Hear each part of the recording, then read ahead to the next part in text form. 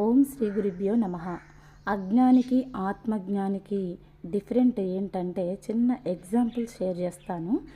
చంద్రుడి గురించి కాకుండా మచ్చ గురించి మాట్లాడుకోవడం, చారు గురించి కాకుండా కరివేపాకు గురించి కామెంట్లు చేయటం, అలాగే పుణ్య స్నానాలు చేయాల్సిన చోట మహాకుంభమేళకు వెళ్ళి పూసలమ్ముకునే అందగత్తెను చూసి రావటాన్నే పెద్ద మాయ అంటారు.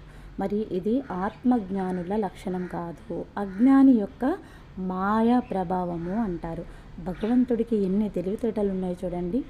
అక్కడే అద్భుతాలను ఇచ్చాడు, అలాంటి అద్భుతాలలో మాయను కూడా ఇచ్చాడు. అంటే ఇక్కడ పెద్ద పెద్ద సాధువులు, నాగసాధువులు, ఎంతో మంది మహాత్ములు వచ్చినటువంటి మహాకుంభమేళ జాతరలో మరి ఎన్ని అద్భుతాలు జరుగుతుంటాయి. అక్కడ అవన్నీ మర్చిపోయి వాళ్ళనందరినీ వదిలేసి ఒక పెద్ద మాయలో పడ్డారు. వీళ్ళని అజ్ఞానులు అంటారు. అందుకే ఇది ఎరుక కలగడాని కోసము ఈ మెసేజ్ షేర్ చేయడం జరిగింది. జై గురుదేవ.